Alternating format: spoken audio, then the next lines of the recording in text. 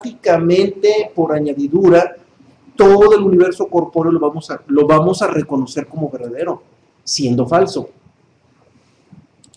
Y lo que sí es verdadero, que es el ser, no solamente lo vamos a reconocer como falso, ni siquiera nos vamos a detener a pensar en ello. Y así circulamos la vida, pensando en todo, menos en la necesidad de acercarnos al ser. Así es la vida y así es como estamos, más bien así es como estamos circulando en la vida. La vida no es así, así es como nosotros estamos circulando en ella, dormidos, creyendo que lo falso es verdadero y menospreciando lo verdadero como si fuera falso. Así es como circulamos la vida y pues es inevitable. Y el error primigenio que nos mete a esto, si particularizamos en la personalidad, el error primigenio está en creer que nuestra mente es nuestro ser.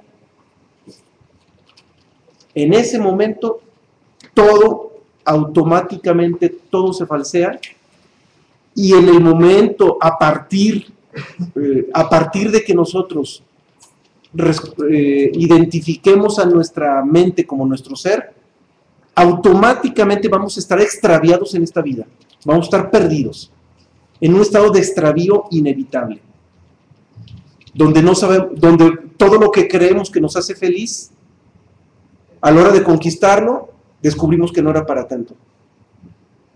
Y todo lo que nos hace sufrir, cuando descubrimos la esencia de ese fenómeno que nos hace sufrir, también descubrimos que no era para tanto.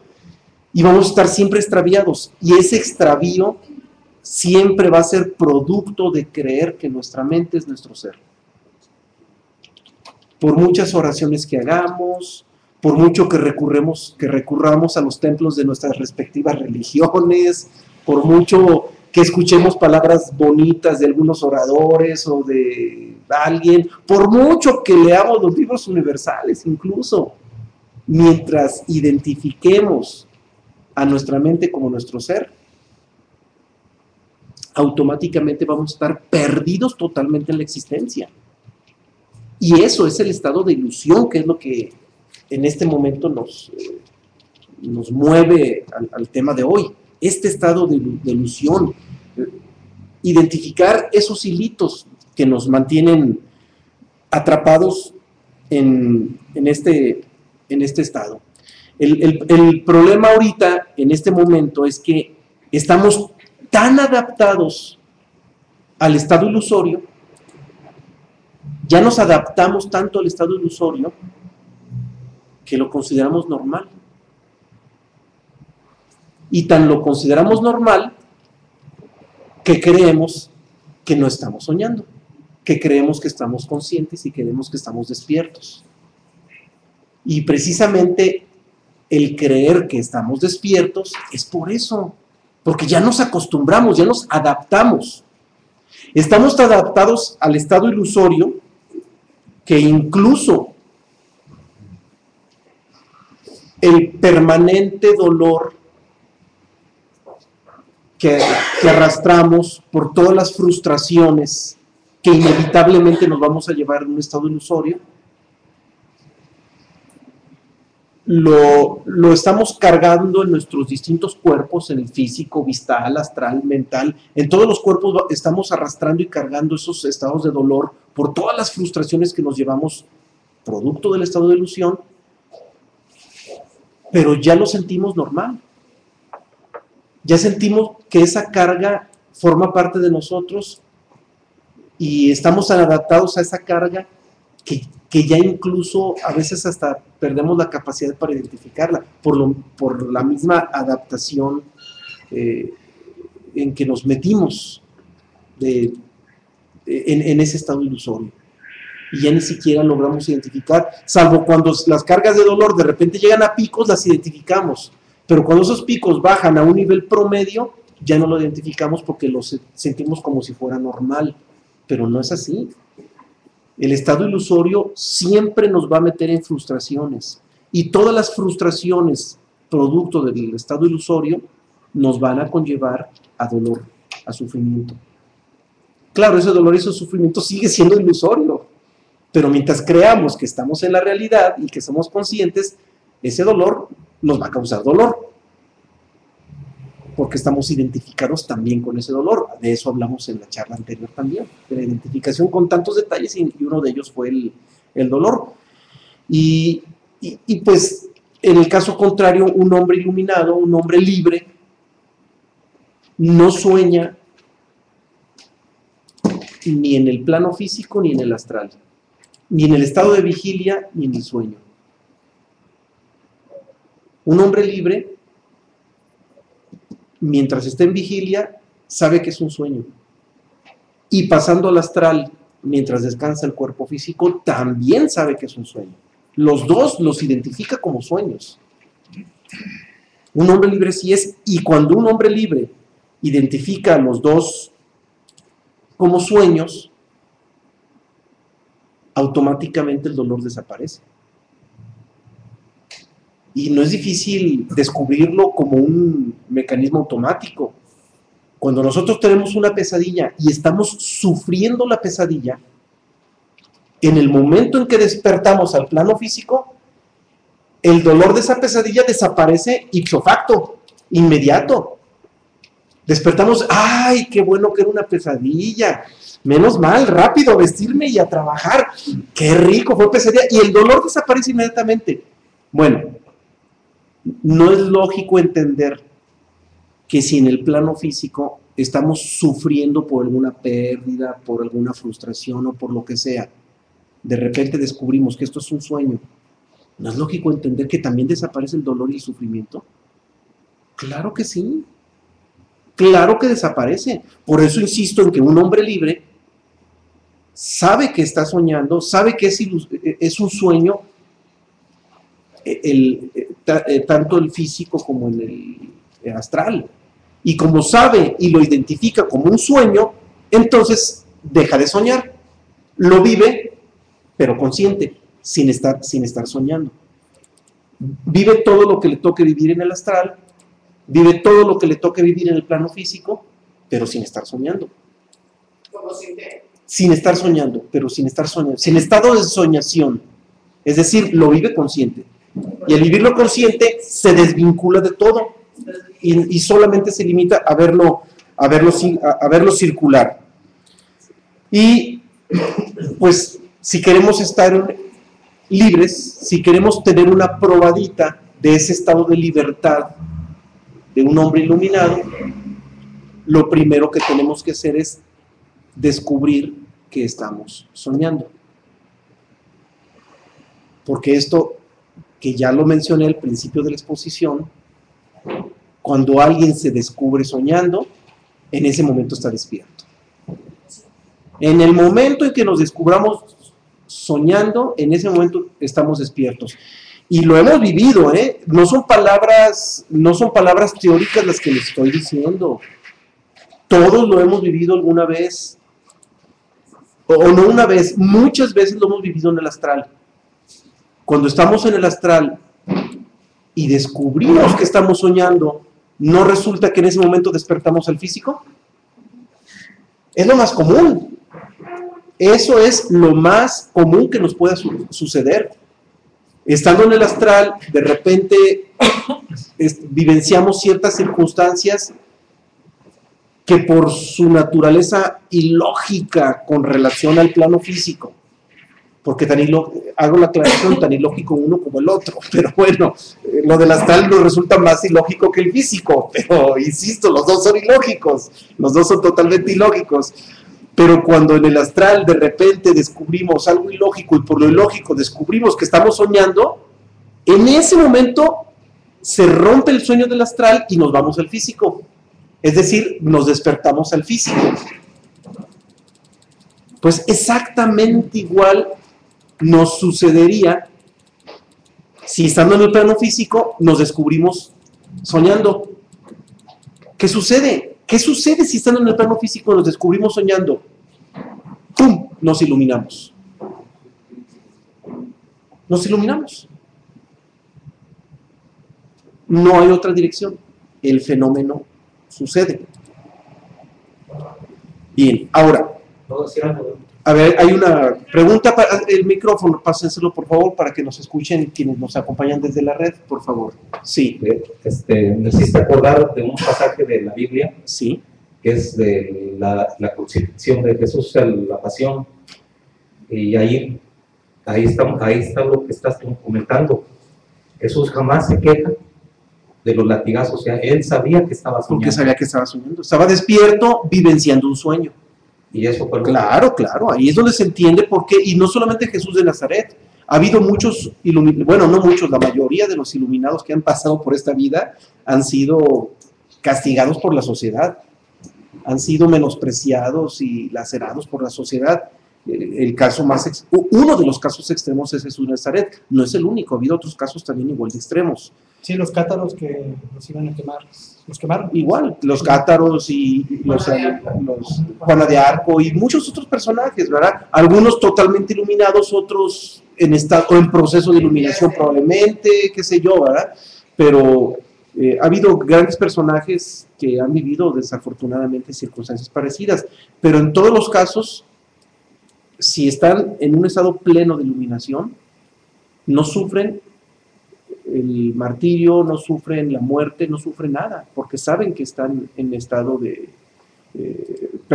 sueño, saben que todo esto es un sueño, y sabiendo que todo esto es un sueño, no les causa ninguna emoción. Por ejemplo, cuando Jesús de Nazaret le dan una bofetada y pone la otra mejilla. Él no siente herido su orgullo, ni se siente ofendido, nada. ¿Por qué? ¿Cómo podría sentirse ofendido de algo que se está soñando? Como que es absurdo, ¿no? Y ahí es donde entendemos cómo es que con la conciencia la moral se trasciende, no se necesita la moral. La moral nos diría, no seas orgulloso, mira, pon la otra mejilla, no seas orgulloso, no te sientas ofendido. Pero aquí no se trata de moral, se trata de conciencia. Se es consciente de que es un sueño y automáticamente desaparece el orgullo, desaparece todo lo que en moral se conoce como pecados capitales, todo desaparece, nomás por el hecho de descubrir que es un sueño esto. Solamente con eso es suficiente. Ahora, si ya vimos que cuando uno se descubre soñando, viene el despertar, vamos puntualizando detalles que nos pudieran permitir descubrirnos soñando. Algunas pautas que nos puedan descubrirnos soñando. Voy a citar dos, debe haber muchas más. Claro, si citáramos todas las que existen, pues a lo mejor nos llevaríamos varios programas en esto, porque debe haber muchas pautas, pero hay algunas muy contundentes. Yo me voy a acercar a dos muy contundentes. La primera, de manera indirecta, ya la cité. Cuando sentimos dolor o sentimos sufrimiento. Cada vez que sintamos dolor o sufrimiento, hay que revisar, es sueño, es sueño. La realidad no puede ser dolorosa. Imposible. En un mundo real, el dolor no puede existir, ni el sufrimiento. Entonces, cada vez que sintamos dolor o sufrimiento, hay que detenernos. Es que esto es un sueño, es una pesadilla que estoy viviendo en el plano físico. Es una pesadilla que estoy viviendo en la tercera dimensión. Si ya en la cuarta dimensión he vivido muchas pesadillas y he despertado de todas ellas, ¿por qué no despertar de esta pesadilla en la tercera dimensión? También es pesadilla, es sueño. Pero aguas, no solamente el dolor, también el placer. Y ahí es donde no estamos muy dispuestos, porque si de repente nos sacamos la lotería, no vamos a estar dispuestos a identificarlo como ilusorio. Al revés, entre más real nos sintamos, mejor, porque más disfrutamos que nos sacamos la lotería y queremos que más real sea lo que estamos viviendo. El sexo. Y bueno, aquí alguien menciona el sexo, pues igual, con el sexo igual, es un placer el sexo, un placer corpóreo enorme, pero profundamente ilusorio. ¿Y quién de nosotros a la mitad de la actividad sexual estamos dispuestos a decir, esto es un sueño. ¿Quién se detiene en eso? ¿No? Entonces, aquí el detalle es que mientras nosotros no seamos, o mejor dicho, no estemos dispuestos, mientras nosotros no estemos dispuestos a identificarlo como sueño a una circunstancia placentera, mucho menos vamos a estar facultados para identificarlo como sueño en una circunstancia de dolor. En una circunstancia de dolor, es más difícil identificarla como sueño porque se convierte en una carga densa, y esa carga densa, cuando estamos sufriendo, quisiéramos salir del sueño y nos cuesta trabajo. En un momento de placer no existe esa carga densa. En un momento de placer, si estuviéramos dispuestos a identificarlo como sueño, nos resultaría más fácil. El problema es que no estamos dispuestos a hacerlo. Así de simple, no estamos dispuestos a hacerlo porque estamos disfrutando de ese placer. Pero si nosotros, en medio del placer, nos disponemos, tenemos la osadía, la disposición, la determinación, la palabra más conveniente es determinación. Si en un momento de placer tenemos la determinación para decir, renuncio a esta satisfacción egoica, porque no deja de ser egoica, pasajera, transitoria, etcétera. Si en el momento de placer tenemos la determinación de decir, renuncio al placer y me dispongo a identificarlo como sueño, eso nos va a dar la estatura para que cuando estemos en el dolor también lo logremos. Nos da la estatura. El problema es que no estamos dispuestos a hacerlo cuando estamos en placer. Hay que entenderlo. No estamos dispuestos. Y esa indisposición de nuestra parte es porque, oye, tanto sufrir para que cuando estoy gozando no compense con el sufrimiento. Pero, caramba, tan ilusorio uno como el otro. ¿Para qué necesidad de una compensación si entendemos que tan ilusorio es uno como el otro? Si tan ilusorio es el placer como el dolor. Los dos son ilusorios. Pero vuelvo a insistir, en el placer sí está más en nuestras manos la determinación de decir, esto es un sueño, y me dispongo a identificarlo como sueño. Y precisamente ahí es donde es una clave, una pauta enorme, porque en esos momentos de placer, si nos disponemos a identificarlos como sueño, vamos a dar un crecidón de estatura enorme. Y ese brinco de estatura nos va a permitir que en el dolor también seamos capaces de hacer lo mismo. Y ahí es donde se nos abre la conciencia, donde se nos empieza a abrir la conciencia. Bien, esta pauta no la perdamos de vista, es maravillosa, porque esta pauta está vinculada con el centro emocional. El placer y el dolor están vinculados con el centro emocional. Bueno, vámonos a la otra pauta que ya no está vinculada con el centro emocional, sino con el centro intelectual.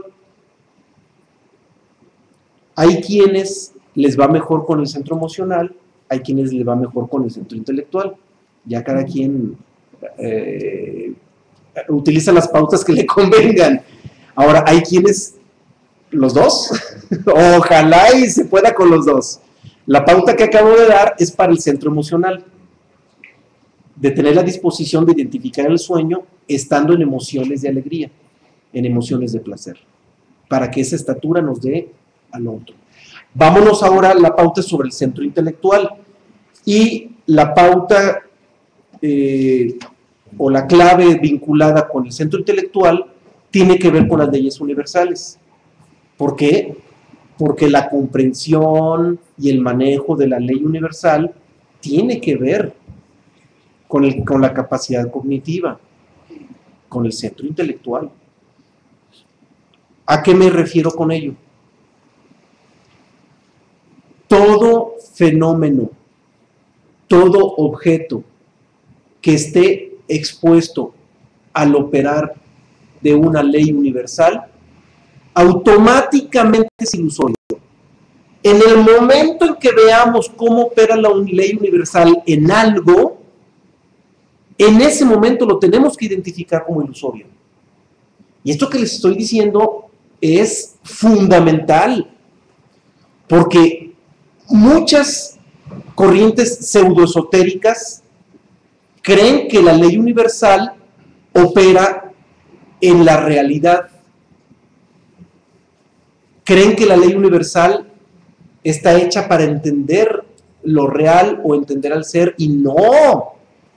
La ley universal o las leyes universales son las que nos describen cómo se comporta el plano existencial, cómo se comporta la existencia física. Y si las leyes universales nos describen cómo se comporta la existencia física, automáticamente las leyes universales nos describen cómo se comporta la ilusión, porque todo el plano físico es ilusorio. Entonces, las leyes universales apuntan a comprender el comportamiento de la ilusión, del plano ilusorio. Entonces, el estudio de la ley universal es para eso, para comprender lo ilusorio, y cuando comprendemos lo ilusorio, nos escapamos de la ilusión. No podemos escapar de la ilusión sin antes haber comprendido la ilusión, y eso lo dijimos desde un inicio. Solamente cuando nos descubrimos dormidos, podemos despertar. Mientras creamos que estamos despiertos, estamos en la afirmación de la negación, o en la negación de la afirmación, cualquiera de las dos, y automáticamente estamos perdidos. Solamente en la negación de la negación es cuando despertamos, cuando nos descubrimos dormidos. Y las leyes universales nos describen el comportamiento del plano ilusorio. Entonces, si vemos un objeto o un fenómeno donde está operando la ley de causa y efecto, es ilusorio. Si vemos un objeto o un fenómeno donde opera la ley de oscilación o de compensación o relatividad, es ilusorio. Tenemos que sernos muy agudos, y vuelvo a reiterar, esta pauta es para el centro intelectual, la anterior era para el centro emocional, esta es para el centro intelectual. Tenemos que ser muy observantes, muy agudos en ver, en definir o en identificar el operar de las leyes universales. Porque a la medida en que distingamos el operar de las leyes universales, estamos distinguiendo lo ilusorio. Pero la premisa es fundamental. Tenemos que entender que todo lo que fluye en el operar de la ley universal es ilusorio. Y las corrientes, imagínense, las corrientes pseudoesotéricas se dedican a comprender cómo opera la ley universal para que a partir de ese conocimiento razonativo de la ley universal, ponerse por encima de los que no comprenden cómo se comporta, y al ponerse por encima de los que no comprenden, automáticamente tienen capacidad para generar intereses económicos y políticos.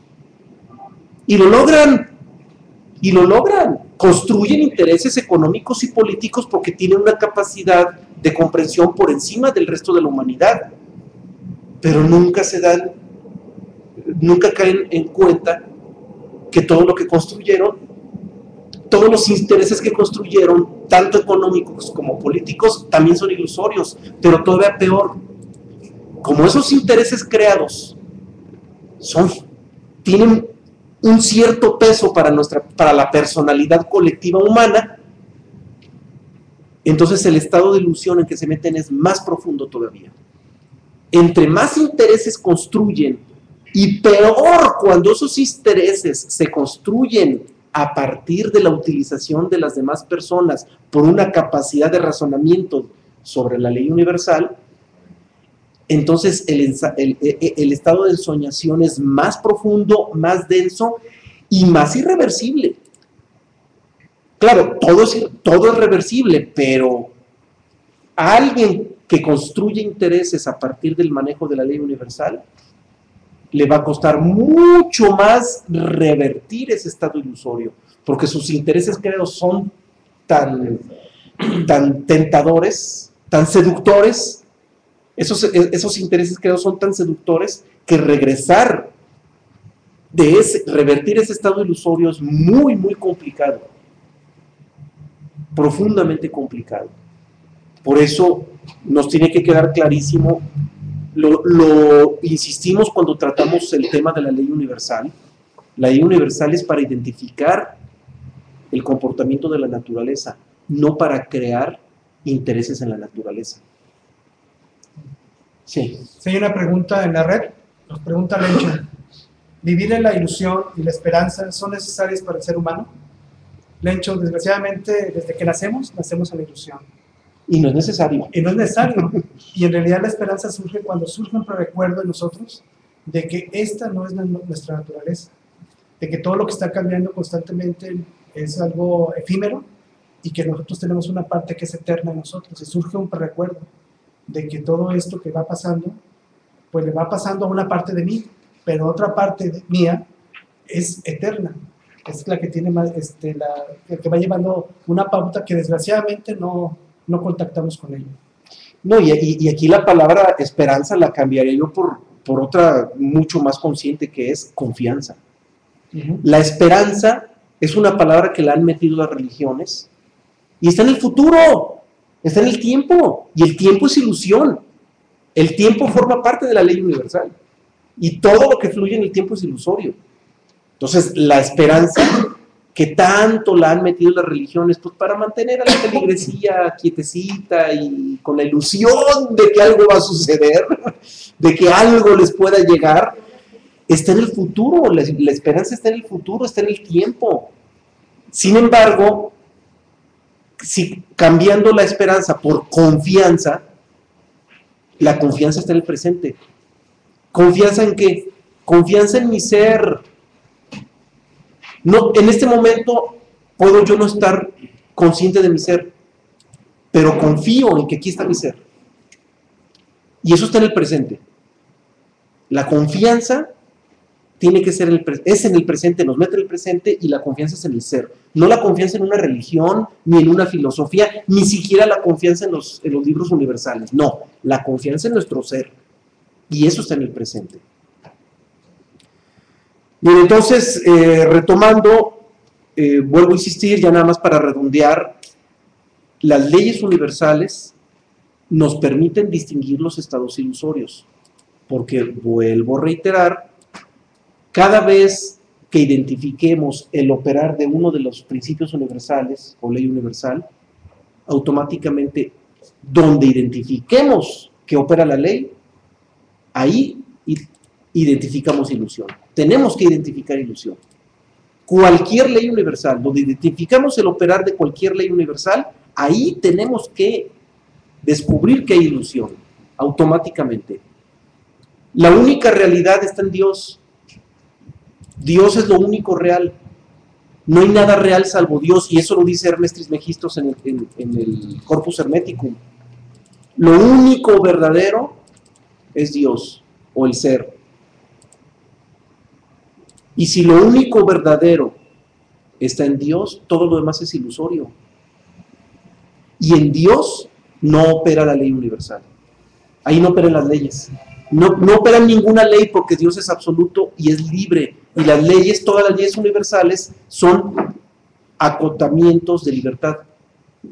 Cualquier ley universal es un límite de libertad. Y en Dios no hay límites.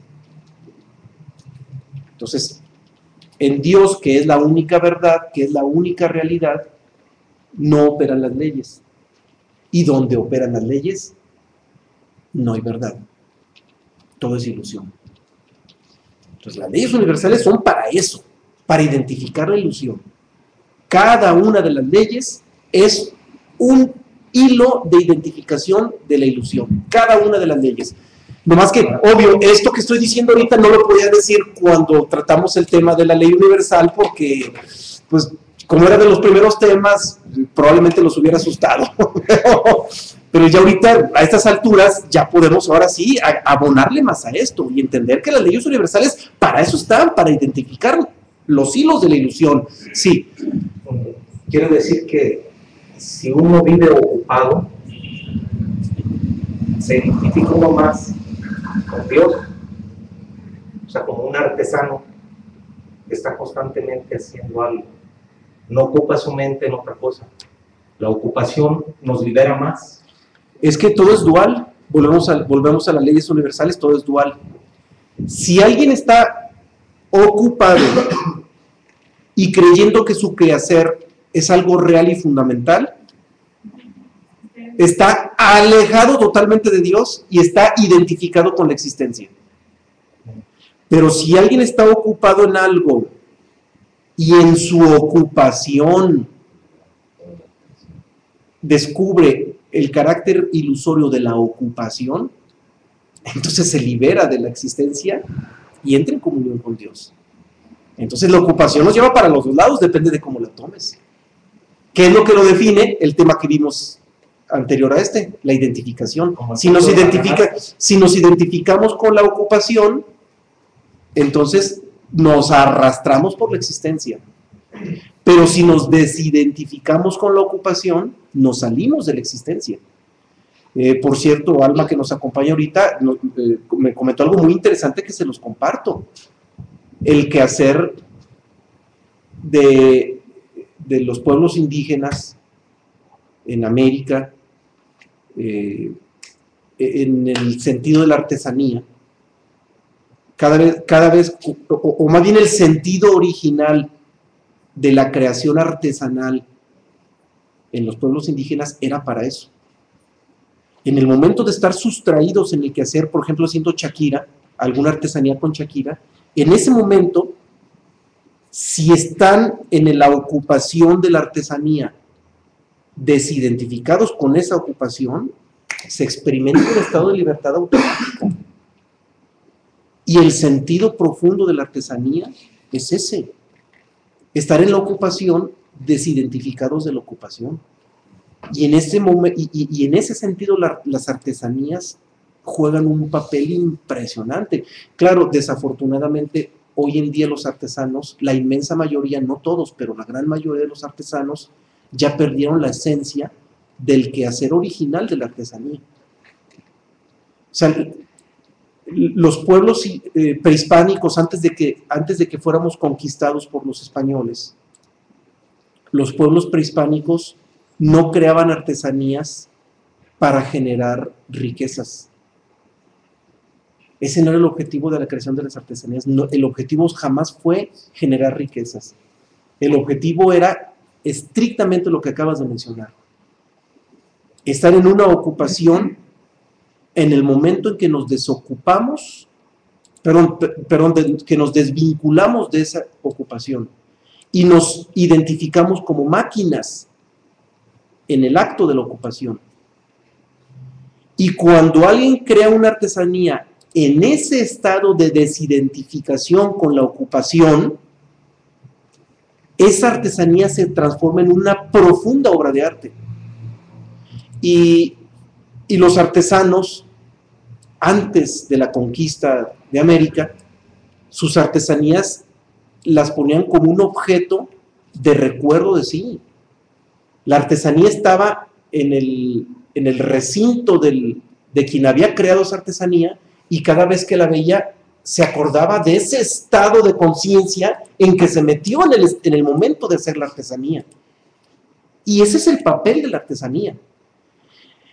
Y lo que les estoy diciendo lo van a ratificar si se meten un poquito en el Cuarto Camino, si leen un poco a Uspensky y a Gurdjieff, van a descubrir que el quehacer de la ocupación en algo era precisamente la esencia. Esa era la esencia de una ocupación, de observar nuestros movimientos mecánicos durante la ocupación, para que en esa observancia de los movimientos mecánicos de nuestro cuerpo y de nuestra mente, nos descubramos, yo no soy eso. Y eso está sucediendo de manera automática. Esto sucede automáticamente, pero yo no soy eso. Y ahí es donde está la esencia, insisto, de la artesanía. Pero claro, en un altísimo porcentaje ya se perdió eso. La conquista dañó completamente, rompió completamente la esencia de todo esto, y el mestizaje tiró a la basura todo esto. Claro, no rechazó el mestizaje, porque también hay que entender que todos son ciclos. Es un ciclo que se perdió, pero es un ciclo que va a volver. Y cuando ese ciclo vuelve incluso, puede volver no necesariamente esa misma conciencia, sino una conciencia todavía más elevada, algo todavía más elevado. Sí, bueno, de hecho nunca se ha ido, lo que se ha perdido es nuestra conciencia de ello, o sea, nosotros nos hemos distraído de ello, los humanos estamos distraídos de ello, y ahorita los humanos nos ocupamos en 1000 cosas, pero en todas las cosas que nos ocupamos tenemos puesto siempre un interés, y ese interés rompe con la esencia que habría detrás de una ocupación. En el cuarto camino, el trabajo gira casi alrededor de esto. El trabajo colectivo que es en el cuarto camino, en sus jornadas meditativas, las jornadas meditativas en el cuarto camino no consisten en estar en flor de loto y pronunciando mantras, nada que ver con eso. Las jornadas meditativas en el cuarto camino es que todos colectivamente hacen un quehacer. O todos de repente se juntan para trabajar la tierra y sembrar algo, o todos se juntan para pintar algún lugar, o todos se juntan para hacer algún quehacer. Y en el quehacer que todos juntos están haciendo, todos tienen que identificar la mecanicidad con que todos está haciendo, cómo nuestra mente y nuestro cuerpo está actuando mecánicamente, y en esa ocupación descubrir toda esa mecanicidad. Y esto vincula con el tema de la ilusión. Nosotros nos creemos conscientes y automáticamente mantenemos la ilusión. Pero cuando descubrimos el estado maquinal con el que se comporta nuestra mente y todos nuestros cuerpos, en ese momento despertamos, en ese momento dejamos de ser máquinas, o mejor dicho, en ese momento nos desvinculamos de la máquina, nos desidentificamos de la máquina, pero para eso tenemos que identificarnos como máquinas. Y hay un comentario aquí, lo escuchamos. Sí, también pasa con las danzas prehispánicas y también con las danzas derviches. Las danzas prehispánicas, las danzas derviches del Cáucaso, de la zona de Anatolia, en Turquía, que hacían los antiguos sufis, y las danzas en casi todas partes, ¿eh? De hecho, el folclore, la danza, tanto la música como la danza en el folclore de los distintos países, puntos del mundo, su esencia estaba en eso, en descubrir la mecanicidad. En las danzas, lo importante no era exhibir qué bonito se danza, lo importante es descubrir, quien danza, descubrir todo el comportamiento mecánico de su personalidad. La esencia siempre ha estado ahí, siempre ha sido esa la esencia, pero ya ahorita lo redujimos a mosaicos turísticos, a mosaicos de explotación turística, nada que ver con la esencia original. Entonces, esto que se cita ahorita de la mecanicidad es una pauta también, es una pauta que involucra, podríamos decir que involucra tanto el centro emocional como el centro intelectual, descubrirnos como máquinas. Si nosotros nos descubrimos como máquinas, si nosotros identificamos el carácter mecánico de todos nuestros actos y de todos nuestros movimientos, automáticamente nos salimos de la ilusión. Pero para descubrirnos como máquinas, y esto tiene toda una lógica, para descubrirnos como máquinas, primero tenemos que identificar cómo se comporta la máquina. Y para identificar cómo se comporta la máquina, es decir, nuestra personalidad, necesitamos estudiar mecánica. ¿Quién conoce una máquina estudiando medicina? O estudiando botánica o alguna otra rama de la ciencia. No. Para identificar una máquina hay que estudiar mecánica. Creo que tiene toda la lógica. No más que la palabra mecánica nuestros conceptos mentales de mecánica nos ponen inmediatamente una imagen de un señor con un overol mugroso, con una herramienta, echándole mano a un carro, a un automóvil. Esa es la primera imagen que nos llega con la palabra mecánica. Y pues no, es un concepto mental. No. La mecánica es una rama de la física. Y la mecánica estudia tanto las fuerzas activas como las pasivas. Todo el movimiento. Y todo el movimiento vinculado con la ley universal, con la causa y efecto, con la oscilación, con la dualidad, con todo. Dicho en otras palabras, en el sentido más objetivo, la mecánica que nosotros tenemos que estudiar para comprender nuestra máquina son las leyes universales. Las leyes universales son las leyes de la mecánica. Son puras leyes de la mecánica. Son puras leyes mecánicas, las leyes universales. Entonces, si nosotros comprendemos las leyes universales, nos va a resultar mucho más fácil comprender a nuestra personalidad como máquina, porque actúa como máquina, se comporta como máquina. Y no nomás el cuerpo biológico, la mente se comporta como máquina, la mente es una máquina, nuestra mente es plenamente reaccionaria. Nosotros no generamos un solo pensamiento que llegue por reacción a otra cosa, a un estímulo. Todos los pensamientos que nuestra mente genera son en reacción a una causa. Nosotros no sabemos pensar sin causa. No somos capaces de pensar, nosotros no somos capaces de emitir un pensamiento sin una causa. Traducido en otras palabras, nuestra mente es absolutamente reaccionaria. Y si nuestra mente es absolutamente reaccionaria, nuestra mente también es una máquina. Tenemos varias máquinas. La mente es una máquina, el cuerpo físico es otra máquina, la biología es una máquina, estos son puros mecanismos biológicos, nuestro cuerpo astral es otra máquina, nuestro cuerpo vital es otra máquina, cada uno de nuestros cuerpos es una máquina y la mente no es excepción. Por eso ya habíamos comentado en otra charla, si queremos comprender a nuestra mente, tenemos que estudiar mecánica y no psicología. La psicología es pura alucine, porque para empezar, la palabra psicología, literalmente hablando, significa ciencia del alma. Y nuestra mente no es el alma. ¿Y qué es lo que estudian los psicólogos? Los psicólogos se supone que estudian la mente, no el alma. Y desde la propia definición del psicólogo empieza el error, porque psicólogo significa tratado o estudio del alma. Entonces, desde la definición del psicólogo empieza el error. Entonces, si un psicólogo, y perdón porque aquí hay 2 o 3 psicólogos presentes, me tendrán que disculpar por el cuestionamiento tan fuerte que le estoy haciendo a la psicología. O sea, como desde su origen está totalmente tergiversado todo.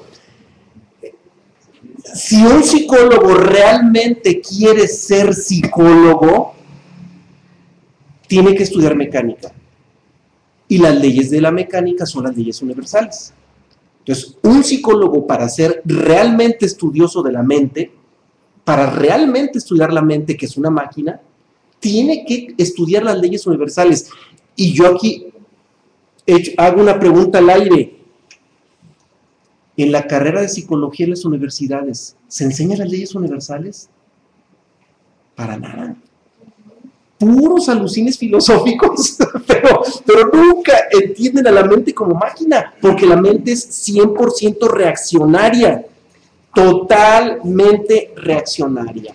Bien, vamos a cerrar esta introducción, que ya se fue larguísimo otra vez, discúlpeme, con algo importantísimo. La parte esencial, digamos, toda la ilusión gira alrededor de lo que la mente identifica como verdad. Y todo lo que la mente identifica como verdad son puras verdades a medias. No existe la verdad absoluta en el plano físico, en el plano de la existencia. Si la mente a cada una de las afirmaciones que hace las identificara como una semiverdad, entonces la mente automáticamente entraría en un estado de lucidez impresionante. El problema es que todas las semiverdades, porque vuelvo a insistir, en el plano de la existencia física no existe la verdad, solamente existen verdades a medias, y eso lo vimos en el tema de relatividad. Si la mente identificara, a todas las semiverdades las identificara como semiverdades, entonces la mente se iluminaría. Entraría un flujo de iluminación en la mente empezaría a actuar por impulso del ser. Pero como la mente a todas las semiverdades, o a muchas de ellas, las identifica como verdades, automáticamente la mente entra en un estado de autoengaño, y ese autoengaño es el que nos tiene la ilusión. Esa es una pauta más. Tenemos que acostumbrarnos a que cada vez que cometamos el error de afirmar algo, lo que sea, no importa que sea, en qué contexto y en qué dirección, si nosotros cada vez que afirmemos algo, nos detengamos en automático, digamos, es que estoy afirmando algo que no es verdadero, que es semiverdad. Si al afirmar algo nos detenemos a identificarlo como semiverdad, vamos a estar más cerca de la iluminación de lo que nos podemos imaginar. El problema es que los humanos siempre vivimos afirmando esto. Es que esto sí, es que esto así, es que esto así, así, esto así, sí, yo digo, yo afirmo. Es pura afirmación. Y vivimos en pura autoafirmación cuando Jesús de Nazaret nos dice, niégate a ti mismo. Pero eso sí, vamos a misa y nos damos golpes de pecho.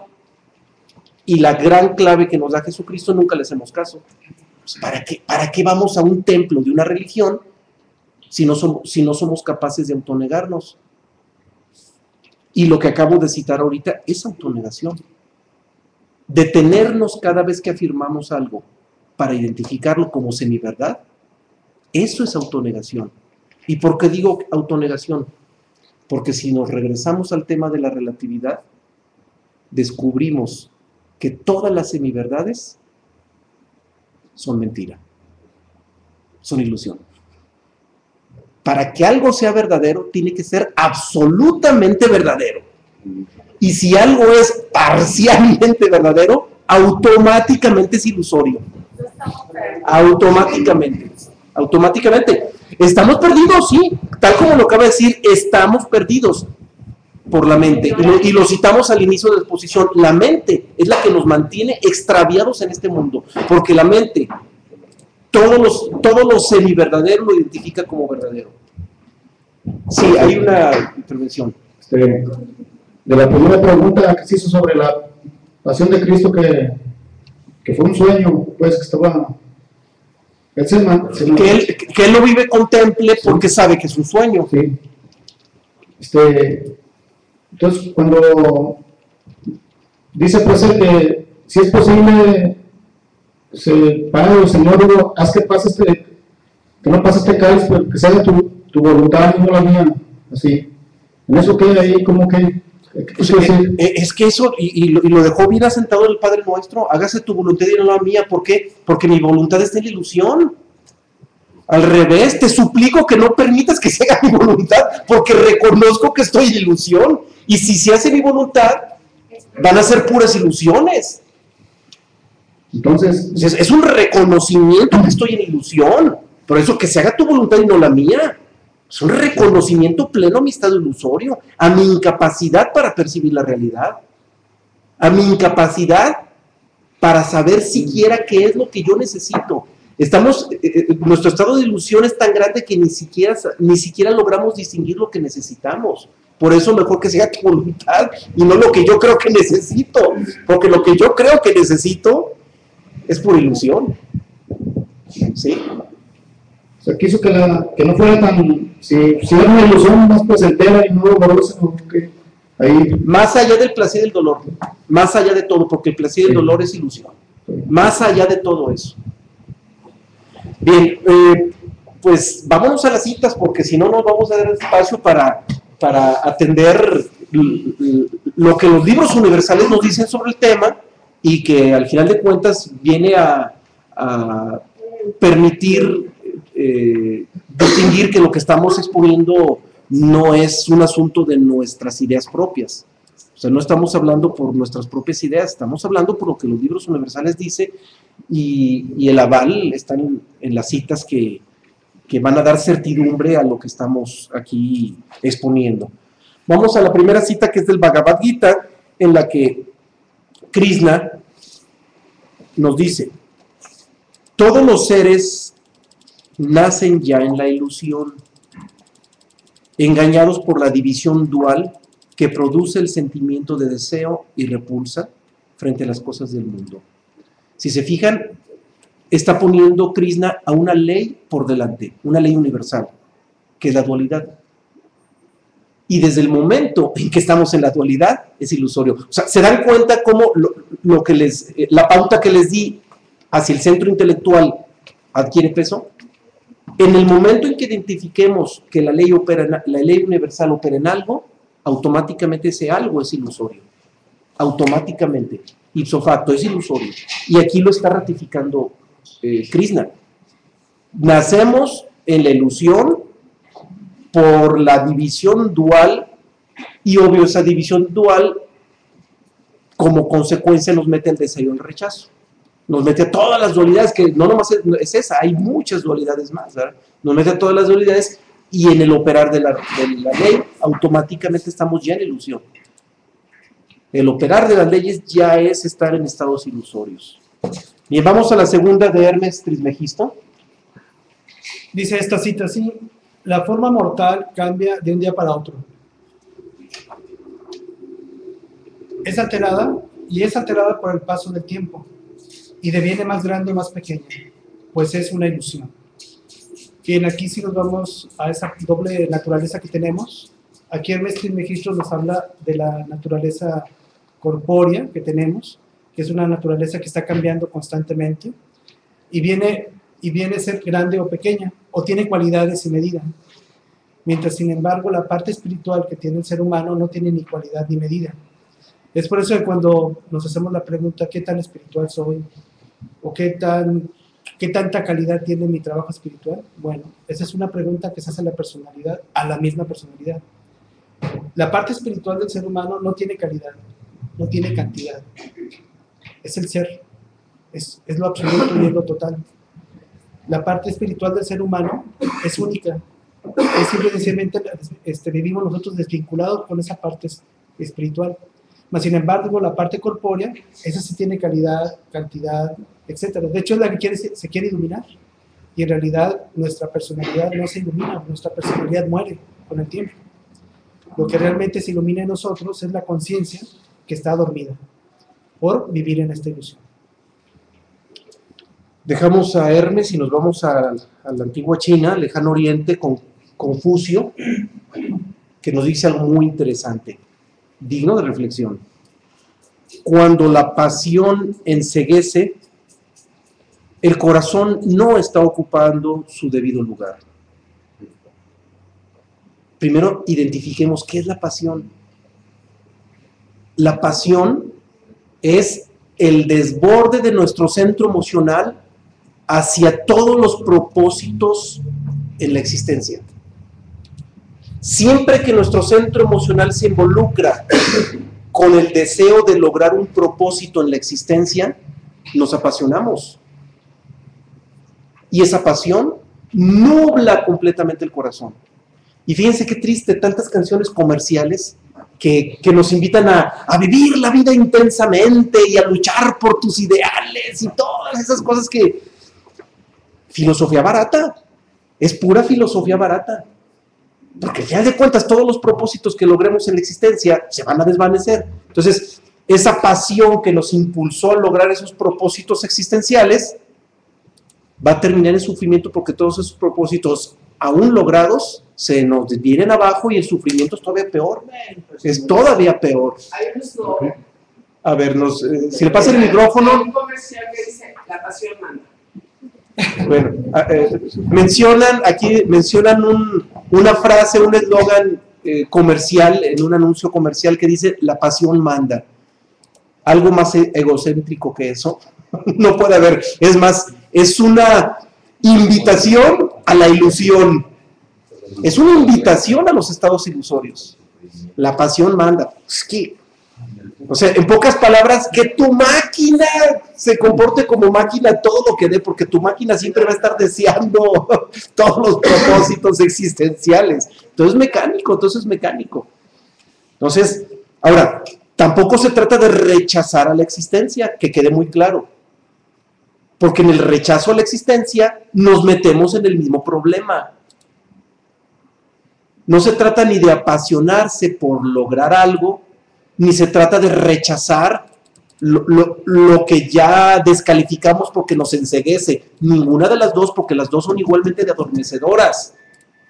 Se trata de la neutralidad. Recuerden el tema que abordamos de la neutralidad. Se trata de ser neutrales. Si nosotros nos apasionamos por la existencia, es porque la estamos identificando como verdadera. Si nosotros rechazamos a la existencia, con el simple hecho de decir la existencia es mala, o es la dialéctica de la muerte, el simple hecho de ponerle un calificativo a la existencia implica un rechazo. Y ese rechazo nos nubla igual que la pasión. Provoca el suicidio. No, pues el rechazo provoca suicidios, provoca rebeldías colectivas, provoca mil cosas, asesinatos, mil cosas. Entonces, insisto, tan nocivo es apasionarse en la existencia, como igualmente nocivo es rechazar la existencia poniéndole cualquier calificativo de mala, de muerte, de lo que sea. Ya es un rechazo a la existencia, y cualquier mínimo rechazo a la existencia automáticamente nos nubla porque nos saca de la neutralidad. La neutralidad es el único estado, es el único estado en el que podemos meternos realmente a la conciencia del ser. Solamente la neutralidad. Claro, los libros universales hablan mucho más de la pasión, hablan poco del rechazo, aunque también lo mencionan. Hablan mucho más de la pasión porque es lo que más nos mueve. Nos mueve más la pasión que el rechazo. Bien, vámonos a la siguiente, también en el Lejano Oriente, con Chuang Tzu, dentro de la corriente del taoísmo. Ok, esta cita es un poco larga, pero bastante interesante. Dice: todavía no estoy muerto, afirma. Dice, pero ¿para qué le sirve? Su cuerpo se deteriora, su mente le sigue. ¿Puedes negar esto? Que sea una gran pena. La vida del hombre siempre ha sido una confusión semejante. ¿Cómo podría ser que yo fuera el único confundido y que los demás hombres no lo fueran? Bien, aquí esta pregunta que nos hacemos siempre exactamente de quiénes somos y de qué sirve que estemos aquí. Ahorita David acaba de mencionar acerca de esta naturaleza, que aunque comprendamos que esta naturaleza es transitoria y que no es nuestra naturaleza original, no tenemos por qué rechazarla. Tenemos que vivir en una parte neutral, como comentaba Jesucristo. A Dios lo que es de Dios y a César lo que es del César. Hay que estar en el mundo sin ser del mundo. Entonces no hay que rechazar toda esta situación. Mas, sin embargo, nos llegan las preguntas porque estamos completamente inmiscuidos con esta naturaleza. Y vemos que después de la muerte se desintegra nuestro cuerpo físico y pasamos a lo que viene siendo la parte mental de los otros cuerpos de la personalidad, que pasan a un cielo, a una parte astral planetaria, donde sigue siendo el mismo proceso de la misma naturaleza, la desintegración de los cuerpos. Y nos damos cuenta que en esa desintegración de esos cuerpos, dice, bueno, ¿qué objeto tiene estar aquí? Y comenzamos constantemente a rechazar tanto nuestra vida terrenal con este cuerpo físico, como nuestra vida sin este cuerpo físico. Y creemos que ya cuando estamos del otro lado, que ya estamos en el cielo, ya nos liberamos, y no.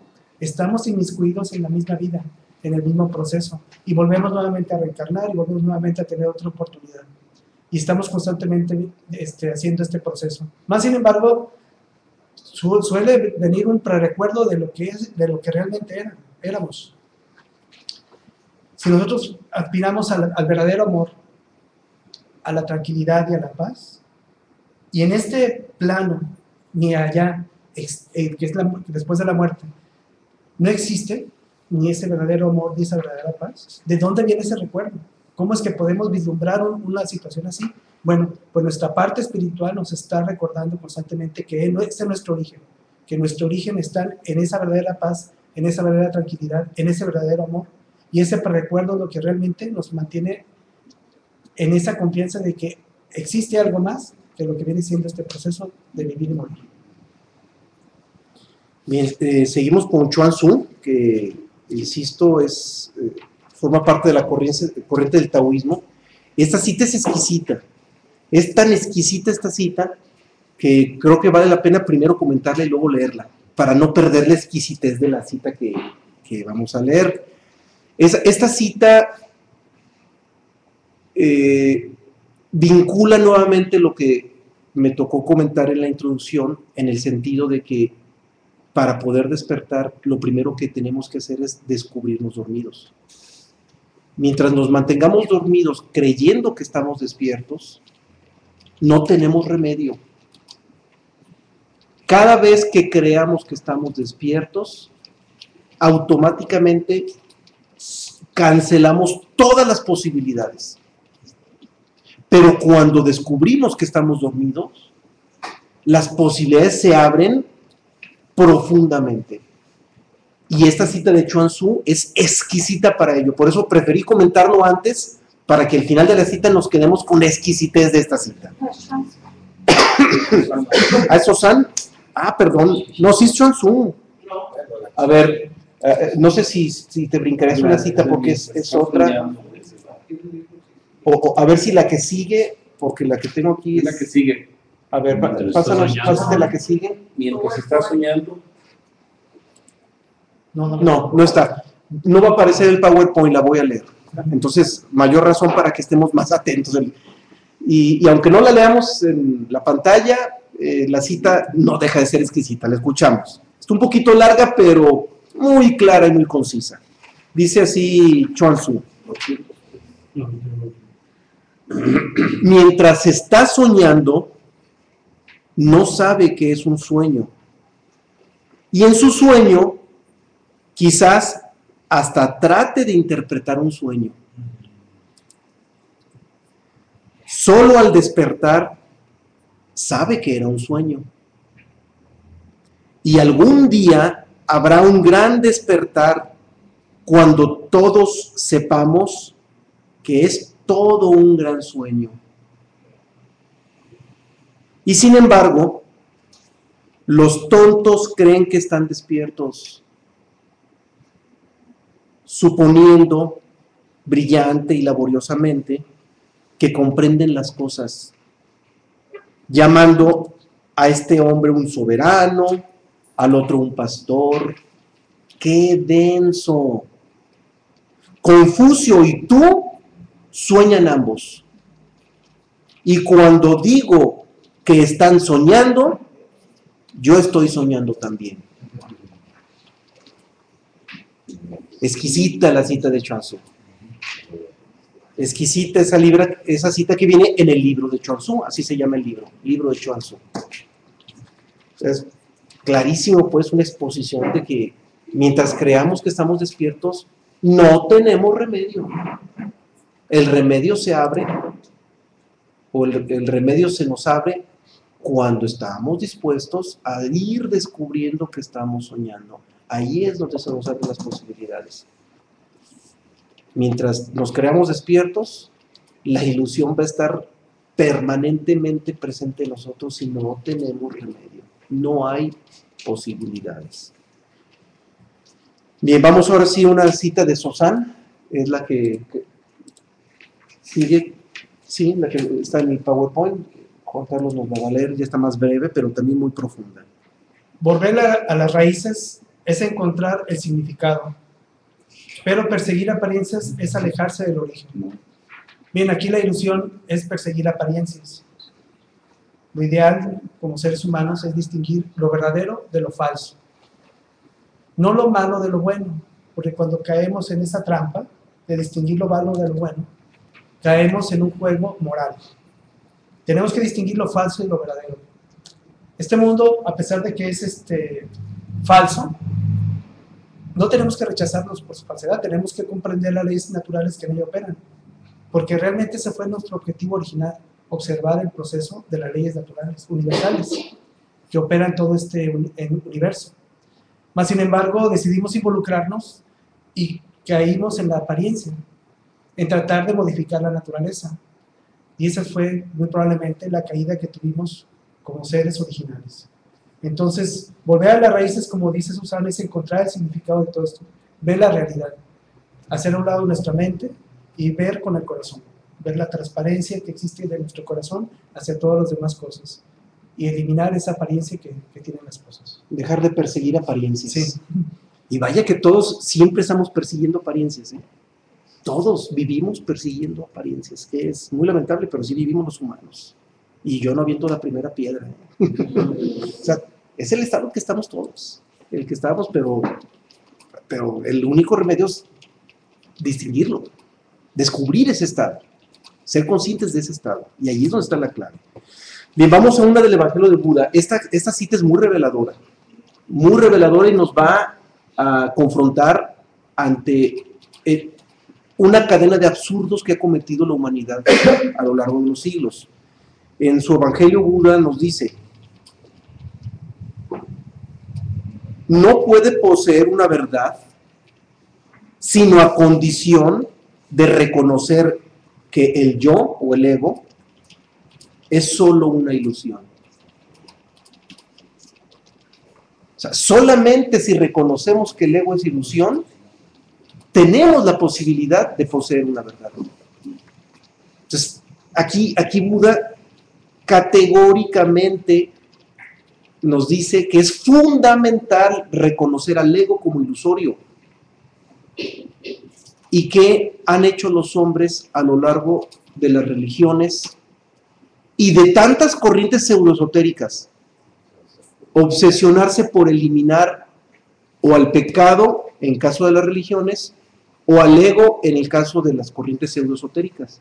Una obsesión por eliminar el ego, creyendo que eliminando el ego ya somos libres.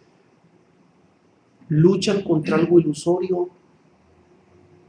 Y cuando luchan contra algo ilusorio, lo están identificando como si fuera real. ¿Qué nos dice Buda? Solamente si lo reconoces como ilusorio el ego, tienes posibilidad de poseer una verdad. Y observemos, la humanidad hemos hecho todo lo contrario. Las religiones obsesivamente dirigidas solamente por la eliminación de los pecados, y las corrientes pseudoesotéricas que abundan, pero se han reproducido como plaga, metiendo a sus feligreses en una obsesión por eliminar el ego, en lugar de ofrecerles la agudeza de reconocerlo como ilusorio, tal como nos lo dice Buda. Me ha tocado conocer budistas que pretenden eliminar el ego. Triste, pero así es. Así de paradójico es. Y no es un problema del budismo, es un problema de todas las corrientes, o de todos los humanos que han tergiversado las corrientes. Mejor dicho, es un problema humano, de tergiversación. Los humanos obsesionados en eliminar pecados o eliminar egos, cuando es ilusorio todo. Cuando nuestra tarea inmediata es identificarlo como ilusorio. Solamente cuando lo identificamos como ilusorio, nos salimos de la ilusión, que es lo que tanto hemos estado insistiendo. Bien, seguimos con el Evangelio de Buda. Bien, esta siguiente frase. Se movió este. Ok, es esta. Muy clara y muy interesante. Dice: ustedes son esclavos del yo, con minúscula. Desde la mañana a la noche se ponen al servicio del yo con minúscula, o sea, la personalidad. que viven en el constante terror del nacimiento y de la vejez, de la enfermedad y de la muerte. Reciban la buena nueva de que su cruel amo no existe. El yo es un error, una ilusión. Más categórico no puede ser. Más categórico no puede ser Buda, ¿verdad? Ah, no ibas a comentar nada más. No, Sí, está bastante claro. Es que esas dos citas están articuladas, o sea, Buda diciendo, es una ilusión, el ego es una ilusión. Teresa dice, reciban la buena nueva. El ego es pura ilusión. Ahora, ¿no resulta absurdo ver tantas corrientes pseudoesotéricas obsesionadas por eliminar el ego? No doy nombres para no ofender a nadie, pero son muchas. Es más, si me pusiera a dar nombres, no acabaría. Es que la gran mayoría están dedicadas obsesivamente a pretender eliminar el ego. Y cuando una corriente pseudoesotérica pretende eliminar el ego, lo único que hace es convertirse en una religión sofisticada. Termina convirtiéndose en una religión, pero sofisticada. Pero es, como dice el dicho mexicano, la misma gata, pero revolcada. Es la misma ilusión. O sea, caramba, tan claro como lo dice Buda, no existe el ego, es pura ilusión. Bien, vamos a la siguiente cita también de Buda, que es, digamos, el otro lado de las mismas citas. Habla de lo mismo, pero desde el otro lado. Dice, la existencia del yo o del ego es una ilusión y no hay en el mundo torcimiento, ni vicio, ni pecado que no se derive de la afirmación del yo o del ego. O sea, sigue con lo mismo, pero ahora las consecuencias. Por creer que es real el ego, vienen todos los torcimientos. Todo se tuerce por creer verdadero al ego. Qué increíble, o más bien qué paradójico. Pero no es difícil verlo. Cómo se han torcido todas las religiones. Y cómo se han torcido todas las corrientes pseudoesotéricas que pretenden eliminar el ego. Todas torcidas, igual que todas las religiones. ¿Por qué? Porque desde su origen ya están en un estado ilusorio, creyendo que el yo o que el ego es real y hay que eliminarlo. Pues más se meten a la ilusión, más de lleno se meten a la ilusión.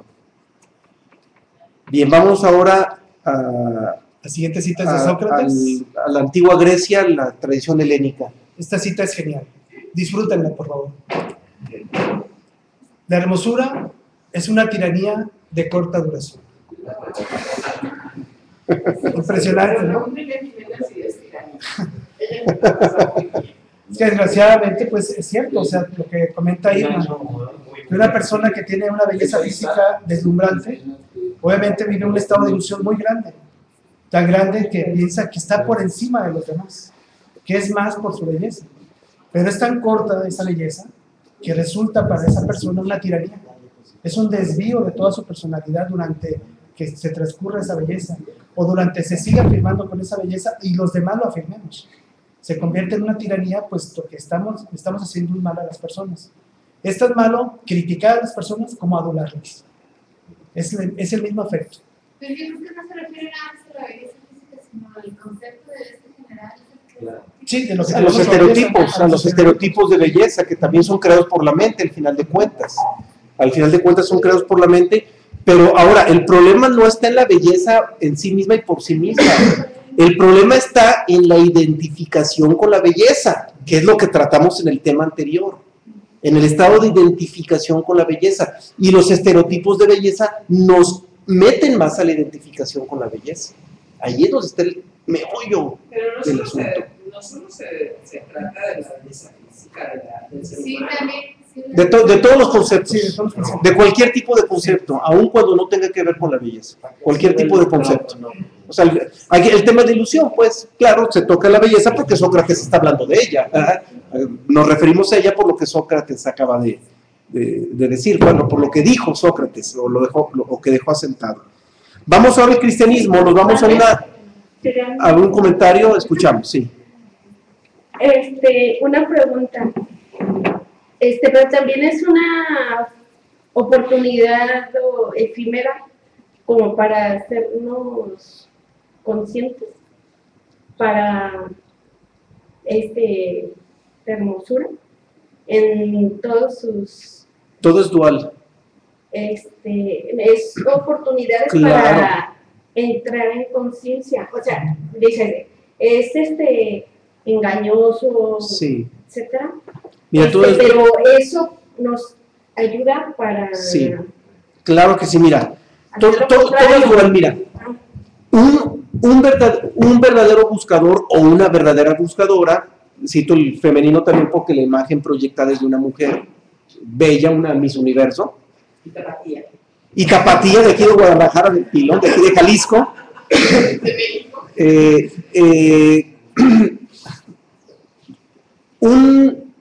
Una persona que legítimamente es buscadora, si es bella, esa belleza la va a convertir en una oportunidad para descubrir su estado ilusorio. Pero si esa persona no tiene ni tantito espíritu de búsqueda, su belleza se va a convertir en su perdición, porque se va a identificar con ella. Pero también al revés, cuando alguien tiene un verdadero espíritu de búsqueda y su apariencia física corresponde a los estereotipos de fealdad, bueno, pues esa fealdad a un verdadero buscador le va a significar una oportunidad para liberarse. Pero si no tiene ningún espíritu de búsqueda, esa fealdad lo va a hundir en estados depresivos y se va a identificar más con la existencia. Entonces todo es igual, todo depende del curso que leemos, todo depende de cómo estamos afrontando la vida, más allá de la belleza y de la fealdad. No importa en qué circunstancia estamos, la circunstancia no importa, lo que importa es cómo vivimos la circunstancia, cómo afrontamos la circunstancia. Y la diferencia, al final de cuentas, la diferencia la hacemos nosotros mismos. Sí, hay algo más. No sé si ya me confundí. Sí, es lo mismo que yo se estaba preguntando. De que cuando vemos, no cuando somos, cuando vemos algo bello,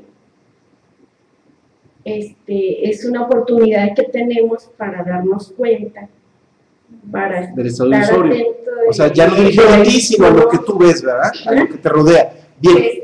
También digo, igual opera la dualidad. Cuando alguien tiene un espíritu de búsqueda, llega de repente a ver un paisaje hermoso Y gracias a eso se da por... y dice, está hermoso todo este paisaje, pero no es real. Y no me detengo en este paisaje.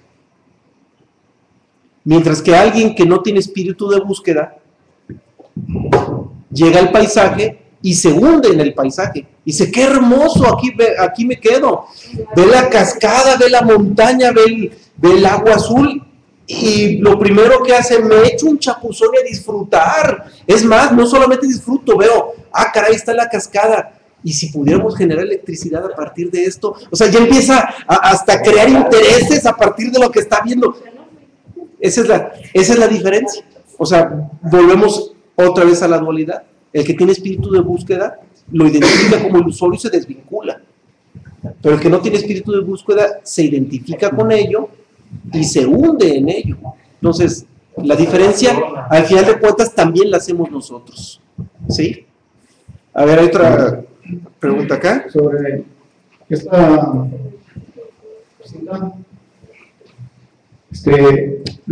aquí puede estar pues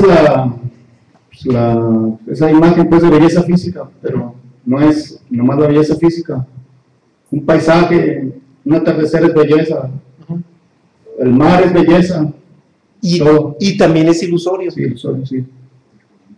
Allá en Vallarta yo viví en 2003 al 2005, viví en Vallarta, yo me encontré una persona que yo no tuve la oportunidad de tener la escuela de Cuarto Camino, estaba en México, y andaba ahí en Vallarta, y tenía un negocio, y platiqué con él, y estábamos ahí estaba el caballito ahí en un tercer piso viendo la bahía Blanqueras, y me dice, mira, aquí está el mar, ve, y ahorita van a estar dos hombres aquí, uno va a decir, qué hermoso, la bahía de banderas, así, verlo así todo, y otro va a decir, este mundo es una mierda y no hay un balazo, tú. Pues, todo dual. Entonces la belleza no está en las cosas, sí, en los ojos en que la ven. El problema no está en la naturaleza, el problema está en nosotros. Así, vuelvo a insistir y ratifica lo que usted menciona. El problema está en nosotros, no está en la naturaleza. Porque lo feo es lo mismo, ¿no? La belleza y la fealdad son de una misma dualidad y son lo mismo, exactamente. Qué bueno que retomas algo que ya habíamos manejado en el tema de la dualidad, que es una ley universal. Bien, vámonos al cristianismo. Nos quedan todavía algunas citas más y poco tiempo, entonces vamos a tratar de ser un poquito más fluidos. En el Evangelio de Marcos se cita un breve pasaje de una circunstancia de este pasaje bíblico y describe así el Evangelio de Marcos. Saliendo de Jesús del templo, le dijo uno de sus discípulos: Maestro, mira qué piedras y qué edificios. Jesús respondiendo le dijo: ¿ves estos grandes edificios? No quedará piedra sobre piedra que no se derribara. Por supuesto que la enseñanza está en distinguir el carácter ilusorio de los edificios, porque todo lo que va a ser disuelto es ilusorio.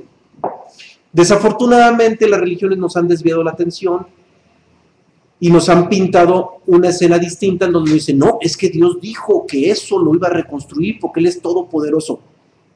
Eso nada tiene que ver con la verdadera enseñanza de esto. Aquí Jesucristo nos está enseñando lo efímero y lo ilusorio que es todo lo que veamos en este mundo, por muy majestuoso que nos parezca. Todo es ilusorio. Bien, vámonos ahora al Islam con Ibn Arabi. Esta cita es bastante profunda. Dice, si alguno cuestiona, afirmas la existencia de Alá y dices, nada existe fuera de él, ¿qué son entonces las cosas que vemos? A esto respondió, nosotros hablamos de los que solo ven a Alá. En cuanto a los que ven cosas más allá de Alá, nada tenemos que decirles. Bien, es muy normal y muy común que ahorita veamos un paisaje como comentaba David, y lo estamos viendo en la tercera dimensión. Pero si en ese mismo lugar viéramos el paisaje en una cuarta dimensión, tendríamos otra proyección completamente diferente.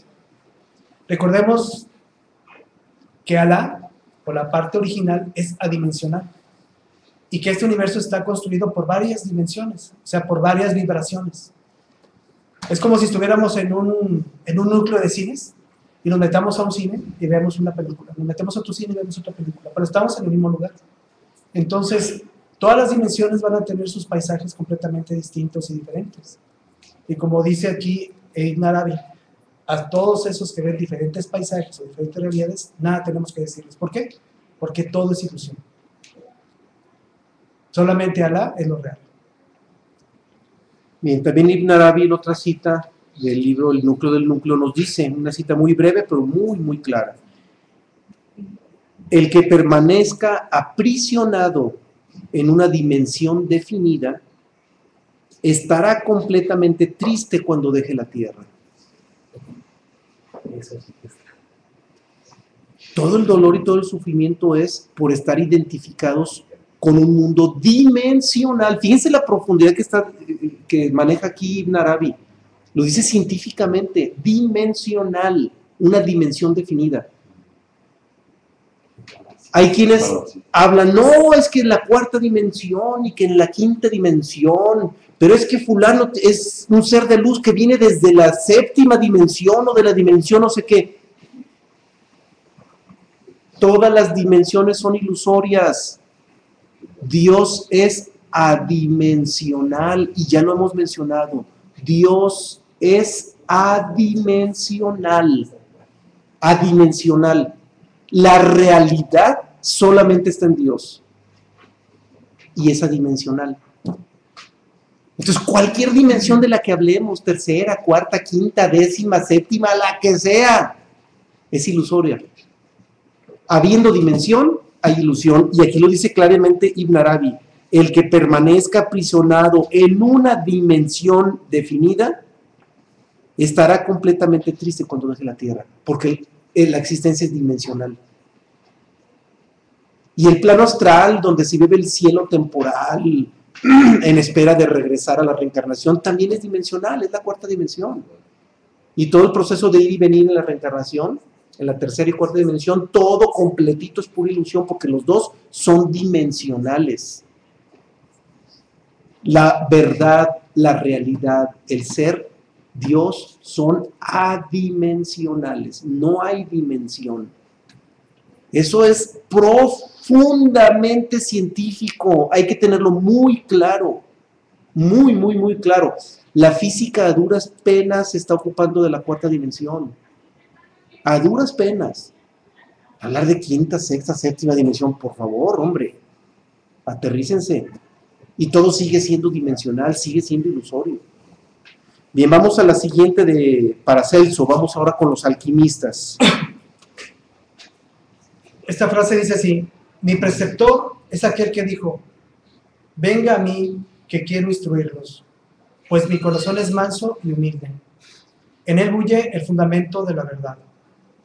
Todo cuanto viene de otras partes no es más que un engaño. Bien, aquí tenemos otro enfoque de lo que es esa ilusión, que son los sentimientos. El sentir del corazón, el verdadero sentir del corazón es la verdad que fluye del ser hacia nosotros. Mas, sin embargo, vivimos muchas veces unas falsas emociones en nuestro corazón, un sistema sentimental que tenemos en el cual las emociones permanecen en nuestro cuerpo durante bastante tiempo. Y esas emociones o nos hacen sufrir o nos hacen vivir en un estado de ensoñación, de placer o de felicidad. Si no digerimos, esas emociones van a estar ahí y nos van a provocar enfermedades. Mas, sin embargo, cuando habla Jesús en la cita de Paracelso, de que vengan a mí porque quiero instruirlos, pues mi corazón es manso y humilde, no es un corazón sumiso hacia los demás, es sumiso hacia el ser.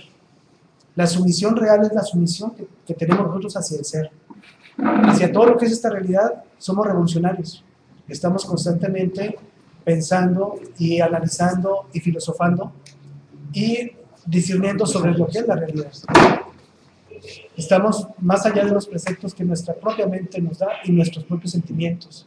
Tenemos que digerir nuestras emociones, dejar que pasen, como dice el dicho mexicano, deja que se te resbale, o sea, digerirlas exactamente, entrar en ese estado de neutralidad, para que esas emociones, que es parte de nuestra vida diaria, sean parte de la ilusión, como son todas. Mas, sin embargo, la verdadera emoción es cuando la verdad llega a nosotros, porque nosotros no vamos a la verdad llega a nosotros. En la Biblia también lo repite eso. El Señor siempre va en busca del peregrino. Entonces hay que estar atentos a ese vínculo que se presenta en nosotros cuando esa verdad llega a nosotros. Esa fuerza entra a ese verdadero corazón y ese verdadero sentimiento que debemos de tener. Bien, vamos con otro alquimista, Jacob Boehm, también alemán, y nos dice: si has dejado la vida imaginaria y abandonado la baja condición figurada de ella, has llegado a un estado de vida que se halla por encima de las imágenes, las figuras y las sombras. Así, nada de la tierra podrá dañarte. En este mundo todo es imagen. Nuestra personalidad es imagen. El arte es imagen. Los planteamientos, incluso científicos, son imagen. La belleza física es imagen. El estatus social es imagen. Todo es pura imagen. Y todo lo que sea imagen es ilusorio. Y de pilón las religiones, la mayoría, no todas, pero la mayoría se manejan a través de imágenes, de pilón, para acabarla de rematar. Y todo lo que sea imagen es ilusorio. Bien, vamos a Blavatsky. Ok, esta siguiente cita, la señora Elena Petronila Blavatsky nos habla acerca de una pequeña mariposa atraída por la deslumbradora luz de su lámpara de noche, está condenada a perecer en el viscoso aceite. El alma imprudente, que deja de luchar, aferrada con el demonio burlón de la ilusión, volverá a la tierra como esclava de mar. Bien, aquí la señora Blavatsky nos menciona que el alma, que es la parte más sutil que tiene la personalidad, es la que realmente tiene la posibilidad de transfigurar. Si el alma se deja llevar por la parte exterior, o sea, por todo lo que es la parte de la ilusión, esta alma también muere y vuelve a tener otra nueva oportunidad reencarnando. Mas, sin embargo, esta alma se transfigura y se conecta con la parte espiritual del ser humano, o sea, con la naturaleza divina, se aleja de esa ilusión, de ese demonio del burlón que dice Elena Petronila Blavatsky, y se tiene la posibilidad de ya no venir a este plano. Bien, vamos a la última cita de la jornada. Es de Albert Einstein, no amerita demasiados comentarios, pero es muy interesante el planteamiento porque es muy legítimo el planteamiento que hace Albert Einstein. Dice, durante la etapa primitiva de la evolución espiritual del género humano, la fantasía de los hombres creó dioses a su imagen propia, a su propia imagen. Es un fenómeno adverso o contrario a lo que la Biblia dice. La Biblia en el Génesis dice que Dios creó al hombre a su imagen y semejanza, y pues resulta que los hombres nos hemos dedicado a crear a Dios a nuestra propia imagen y semejanza. Es decir, puros conceptos mentales de Dios.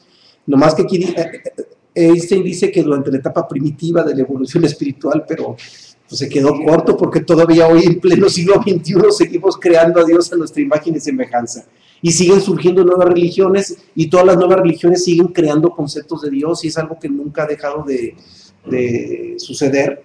Y es por esa obsesión del hombre por crear imágenes y conceptos mentales. Todo es pura imagen, son puras imágenes, imágenes, imágenes, imágenes. Y la capacidad imaginativa es de la mente. ¿Y una imagen qué es? Una imagen es algo ilusorio. Una imagen nunca va a ser algo real. Una imagen es algo que emula la realidad, pero no es la realidad. En la pantalla estamos viendo una imagen de unas figurillas, pero esas figurillas no son la imagen. Perdón, no son son una proyección. Es una pantalla, no son las figurillas. Y todo en el mundo son puras imágenes. Aún lo corpóreo sigue siendo imagen de algo no corpóreo. Todo lo corpóreo es una manifestación de algo incorpóreo. Por lo tanto, es una imagen de lo incorpóreo. Y todo es pura imagen, y todo lo que es imagen es ilusión. Es que el ser humano sigue buscando en el exterior lo que está en el interior y se deja llevar por las cosas más tontas y les erige templos y hace celebraciones y ceremonias y siempre se guía por lo externo, nos guiamos por lo externo. No alcanzaron a pasarle el micrófono para la intervención. Para quienes nos escuchan en la red, comentó que el hombre sigue moviendo a través de imágenes y sigue todo circulando a través de las imágenes. Y pues sí, es absurdo. O sea, las imágenes, al final de cuentas, es pura ilusión. Todo ilusión. Los rituales y todo lo que los humanos han ido creando en las religiones son puras imágenes. Y comenta Irma que el hombre sigue buscando a Dios afuera. Y afuera, en lo externo, afuera es lo externo. Y en lo externo jamás vamos a encontrar a Dios. En lo externo solamente vamos a encontrar imágenes de Dios, pero no a Dios. En lo externo vamos a encontrar pura imagen nada más. Todo lo que encontramos en lo externo es pura imagen. Y a Dios jamás se le va a encontrar en lo externo. Y tampoco a través de lo externo. No es un medio. Lo externo no es un medio para llegar a la realidad. La imagen no es un medio para llegar al origen de la imagen. Eso nunca va a suceder. Bien.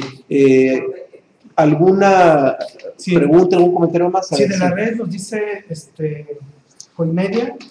¿Dónde se encuentra la verdadera belleza sin tocar la ilusión? Bien, la verdadera belleza se encuentra dentro del interior del ser humano. Por ejemplo, cuando ustedes ven cierta cualidad en cierta persona, que dicen, esta persona es muy espiritual, No podemos observar algo que no tenemos. Entonces, si realmente somos transparentes y la gente somos transparentes, podemos ver la espiritualidad de las demás personas porque es el reflejo de nosotros mismos. Y a final de cuentas, a nivel espiritual, somos uno. Hermes Trismegisto en el Corpus Hermeticum dice que la belleza solamente está en Dios, que la belleza solamente existe en Dios. Y tal como nos lo comenta Juan Carlos, nuestro ser interior es la presencia de Dios en nosotros. Por lo tanto, solo en lo interno está la belleza. Pero aquí no hay que confundirnos porque en el lenguaje coloquial humano, sobre todo cuando alguien busca una pareja, dicen, no te vayas por la apariencia física, ve la belleza interior. Y creen, no, espérenme, todavía de pilón rebatamos creyendo que la belleza interior es su carácter, su buen gusto, sus afinidades, su preparación. Eso no es belleza interior, eso sigue siendo externo. La belleza interior es el ser, porque la única belleza está en el ser. Y no en las cualidades emotivas o razonativas de la persona. Sí. Hay una cita, perdón, de Arabi. A ver, ¿le escuchamos? Sí, dice, cualquiera que diga una palabra sobre Dios le da una imagen, aun cuando lo adore, adorará lo que ha imaginado. Clarísima. Clarísima esa cita y es parte de la ilusión en que los humanos estamos. Hay otra más en el extremo del micrófono. Lo pasamos. Oye, quiero hacer una pregunta fundamental en lo que yo ejerzo. Sí. Y mi pregunta es, ¿la ilusión en la vida del ser humano tiene algo de positivo? Tiene mucho de positivo y mucho de negativo. Okay. Pero todo lo que tiene de positivo sigue siendo ilusorio y todo lo que tiene de negativo sigue siendo ilusorio. Por eso la importancia de la neutralidad. Hacia la vida tenemos que ser neutrales. O sea, no nos debemos de detener ni en lo positivo ni en lo negativo, porque los dos existen. Es ley universal y ya comentábamos, todo lo que fluye a la ley universal es ilusorio. ¿Sí? Yo entiendo que hay momentos en que el ser humano se ilusiona. Y entiendo también que esa ilusión lo puede llevar a cometer errores y quedarse sin nada después, si se aferra a la ilusión. Pero en momentos determinados la ilusión lo saca de muchos momentos feos de la vida y le da arranques para poder continuar más adelante. Sí, el problema es que estados ilusorios nos pueden, como usted dice, llevar a cometer errores, pero también nos pueden llevar a los aciertos. No perdamos de vista que también opera la dualidad, todas las leyes universales. Aun cuando un concepto ilusorio nos conllevó a un acierto, detrás del acierto está el error. Y aun cuando cometimos el error por el estado ilusorio, detrás del error también está el acierto, porque todo es dual.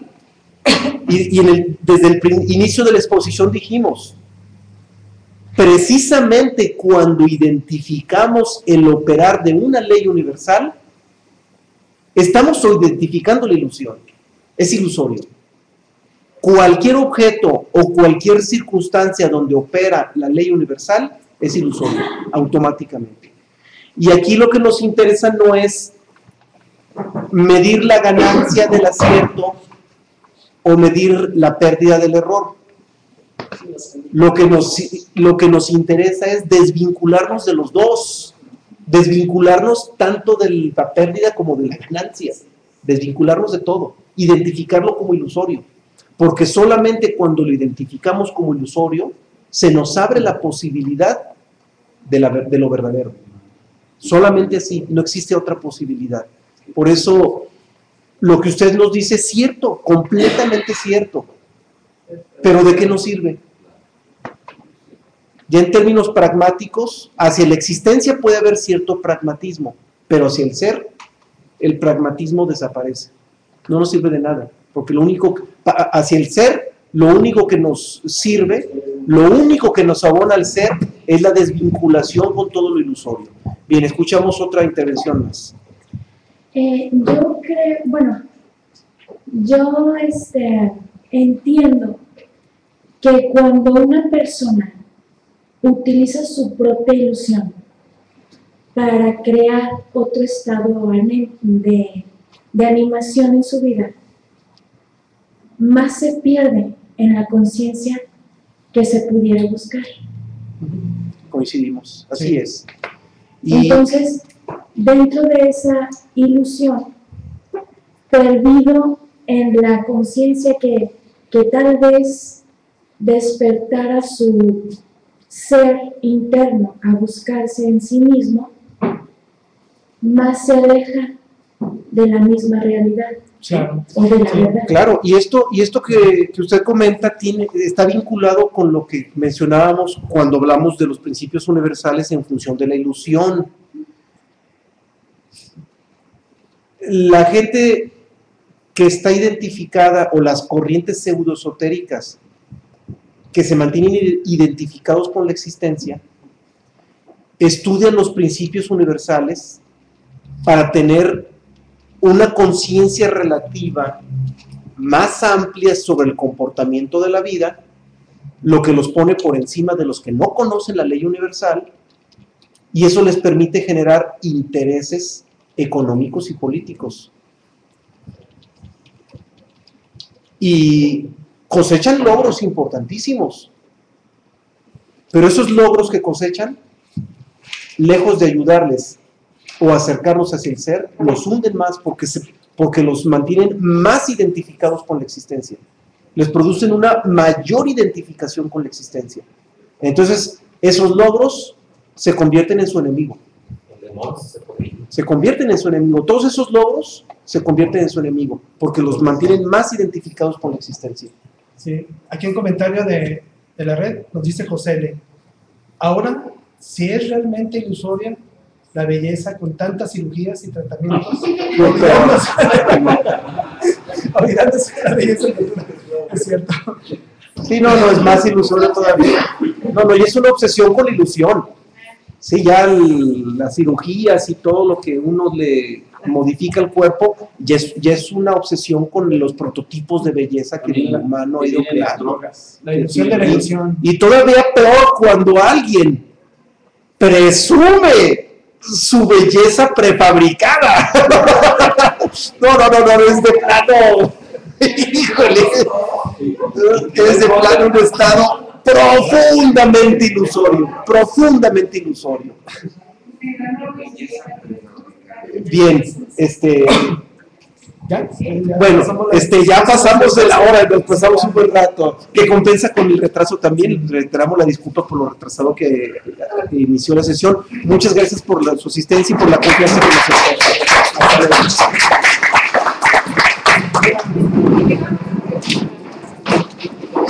Entonces, buscar al ser es una ilusión también, porque el ser una buena pregunta y te pusiste filosófica, no te habías hecho una pregunta filosófica. Lo hubieras hecho ahí con el micrófono porque está buenísima. Al ser muy bien. Digo, es que el ser es, ahí está, y nunca se ha perdido. Ahí está. Entonces,